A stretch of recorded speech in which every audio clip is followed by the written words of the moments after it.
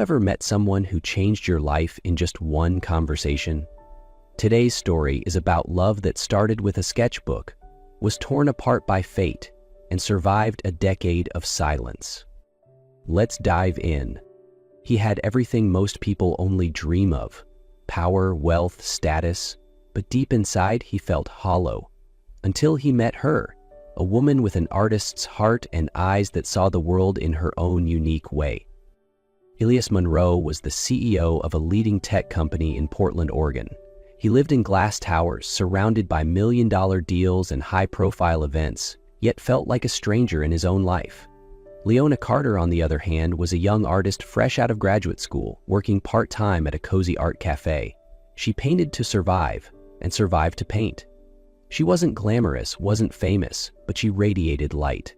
One chance encounter brought them together, and from that moment on, they knew some people you haven't met yet, but when you do, it feels like you've been waiting for them your whole life. This is a story of love, of loss, and of a promise that endured for 10 long years. That rainy afternoon in Portland, Elias Monroe stepped out of yet another exhausting meeting, his mind fogged with numbers and expectations. He had no desire to return to his lavish yet lifeless penthouse, so he wandered down a narrow street until the warm glow of a cafe window caught his eye. The place was called Canvas and Crumbs, where art met pastries. In here, no one cared about job titles or stock prices. Elias chose a quiet corner near the window, beneath an oil painting of the Willamette River winding through the city. And then he saw her. Leona Carter was carrying a tray of pastries and cappuccinos, her curly hair tied up with a few strands falling into her face. A pencil and sketchbook still balanced in her hand. The soft light glowed against her warm brown skin, catching the small nose ring and the natural, unforced smile she wore.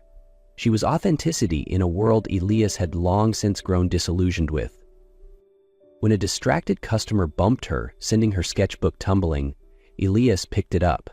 On the page was an unfinished drawing of the cafe, captured from a bold, unusual perspective that conveyed both serenity and the city's quiet chaos.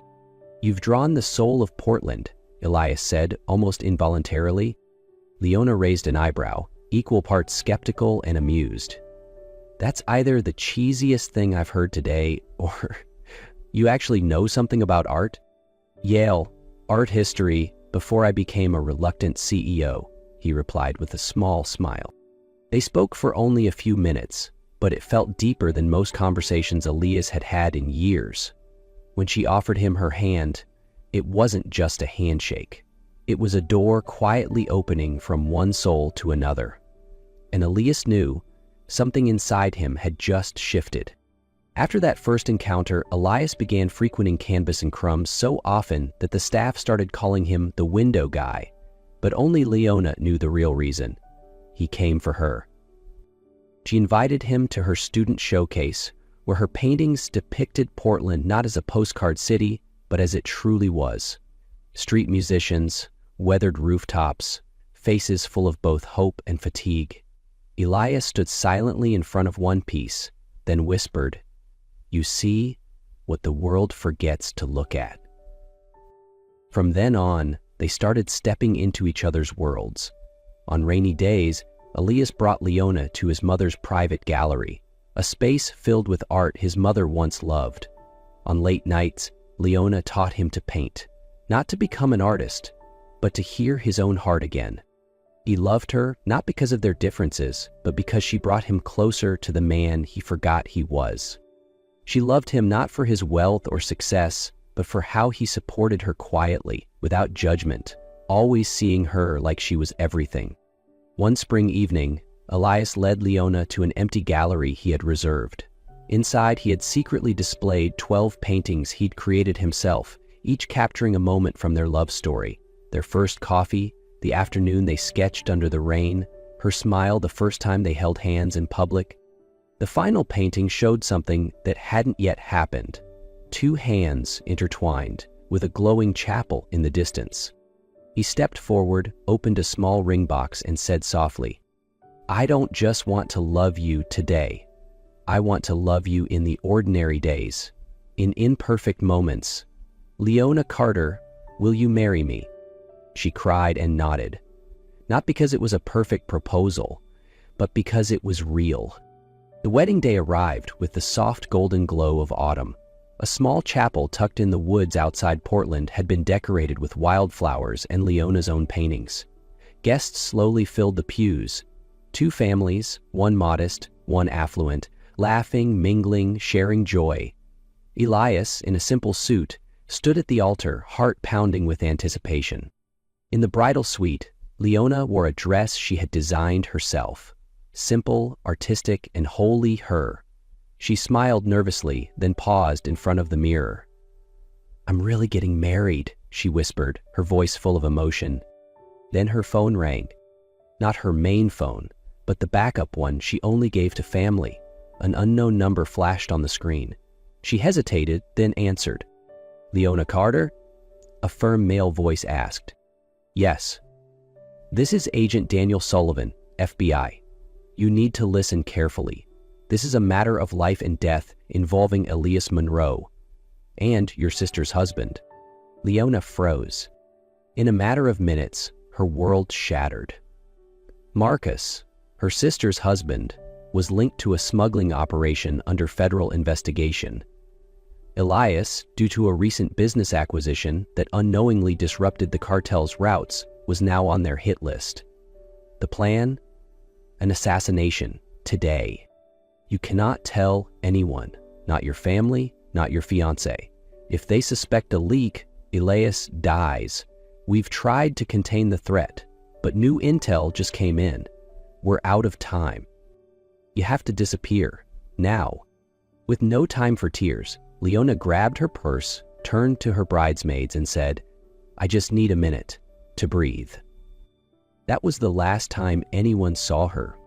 That day, Elias waited 3 hours at the altar. No message, no explanation. Every call, every text met only silence. As guests trickled out, as the chapel emptied and the sun dipped below the trees, Elias remained frozen in place, still believing she might return. But she didn't. When the police got involved, they labeled it cold feet. Maybe she panicked. Maybe she changed her mind. But Elias knew. Leona wouldn't have left like that. Not without saying goodbye. Not her. Days later, her apartment was found partially packed. A few personal items gone. Her backup phone, the one used for emergencies, was discovered in a trash bin blocks from the chapel. No leads, just absence. As if she had vanished from the world. Elias began the search. He hired private investigators, pulled traffic cam footage, tracked bank records, reviewed flight logs. Nothing. In those first months, he unraveled. Sleepless, starved, work neglected. But from the wreckage, something steadier emerged. Not a man moving on, but a man determined to find a new way to reach her. He created the Leona Carter Foundation, supporting young artists and people with disabilities, the life she had dreamed of building. Each year, the foundation hosted an exhibition called Voices Unseen, where Elias hoped she might attend, or at the very least, know that her name lived on. In year 2, a painting arrived at the gallery, unsigned, depicting a Portland street corner. The brushwork, the colors. Only one person could have painted it. No name, no note. Just a tiny, hidden symbol in the lower corner. Orion's belt. Their secret mark. Year 5 brought another piece from Tokyo. Year 7, a seascape traced to Cape Town, all bearing that same touch, that same whisper. I'm still alive. Others would have let go, but not Elias. Because he knew she didn't leave to escape him, she left to protect him. And if she was still out there, somewhere in this vast world, he would find her. 10 years later, at a charity art auction in Seattle, Elias entered the gallery like he always did. Sharp suit, polite smile, but eyes constantly scanning corners, searching between canvases and unfamiliar faces. And then he saw her.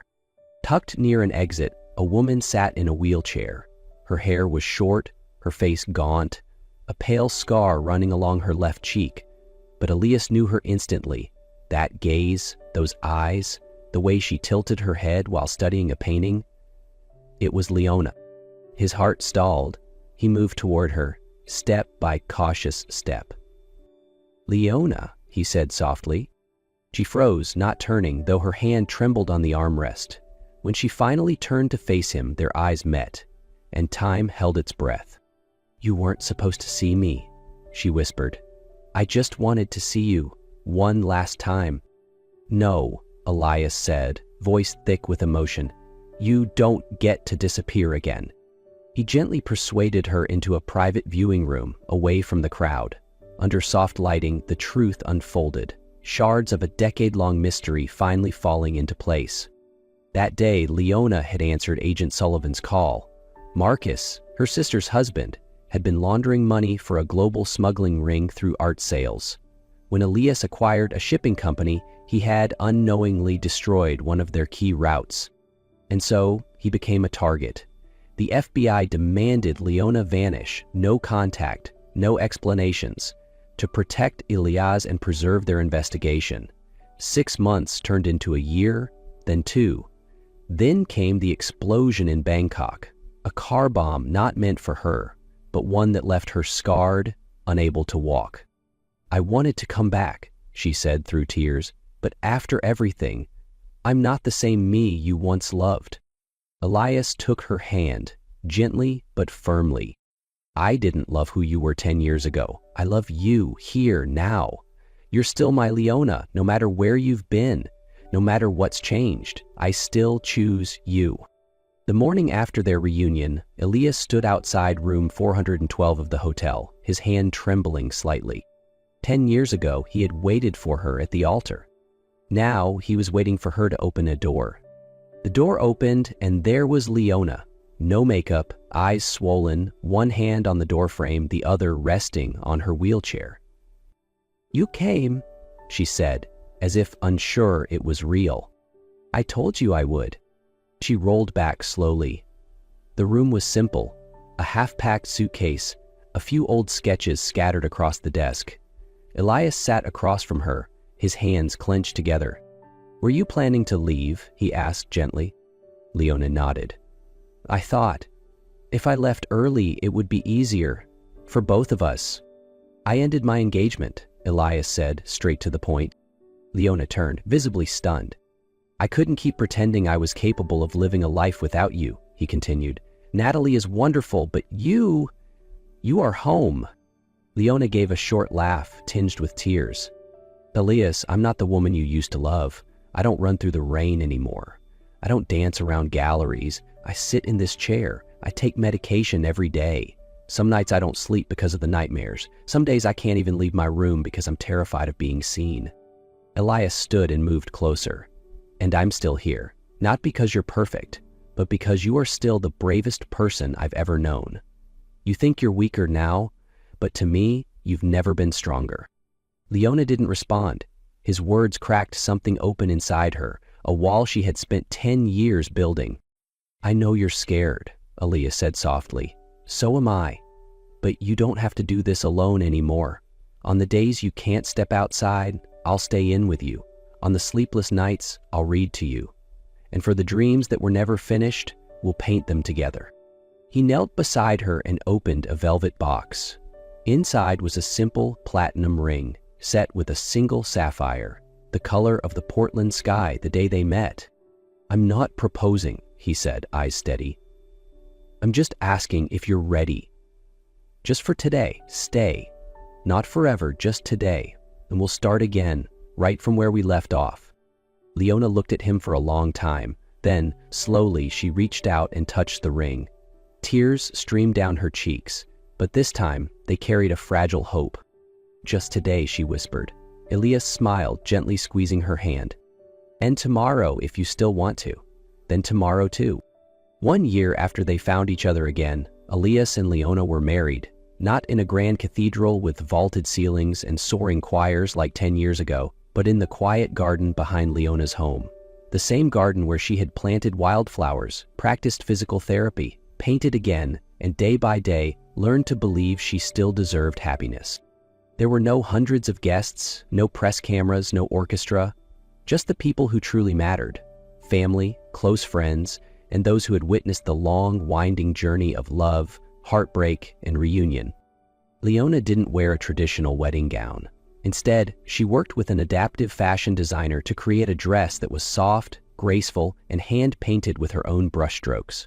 Her wheelchair was decorated with wildflowers, soft ribbons, and tiny handwritten notes from Elias tucked into the spokes, all saying, "I choose you, always." Elias, true to himself, wore a simple white shirt and carried a bouquet of flowers he had picked from their garden that morning. But to everyone present, he had never looked more grounded or more complete. When Leona was wheeled into the garden by her sister, Elias didn't wait at the altar. He walked forward to meet her halfway, just like they had always met in life. "Love isn't about leading or following," he whispered, gently touching her hand. "It's about choosing to meet in the middle every single day." There were no grand, rehearsed vows, just honest words spoken with hearts wide open. "I won't promise I'll always be strong," Leona said, voice trembling, "but I promise I'll never let go of your hand, even when life gets hard." "I won't promise I'll always get it right," Elias replied, his eyes damp. "But I promise I'll never stop trying to love you the way you deserve." They exchanged rings, the same sapphire ring from years ago, now with 3 added diamonds, one for the past, one for the present, and one for all the days still to come. When Elias slipped the ring on her finger, Leona smiled through tears. There was no grand reception afterward. Instead, they sat on the garden swing beneath the old oak tree, hand in hand, watching the sun set over the place where so many dreams had broken and been rebuilt. Leona rested her head on Elias's shoulder. "You know," she whispered, "I've drawn you so many times over these 10 years, but today is the first time I want to draw us in the future." Elias squeezed her hand and smiled. "Draw as many futures as you want," he said, "and I'll live every one of them with you." And as dusk wrapped the garden in quiet, they stayed there. No need for forever promises, because they knew love is choosing each other today, tomorrow, and every day after. And in Leona's next canvas, the first stroke was not of what had been, but of what was yet to come. And maybe one day, their child, or a child they chose to love, would ask them how they met. And they'd simply smile and say, "It started with a sketchbook and a rainy afternoon."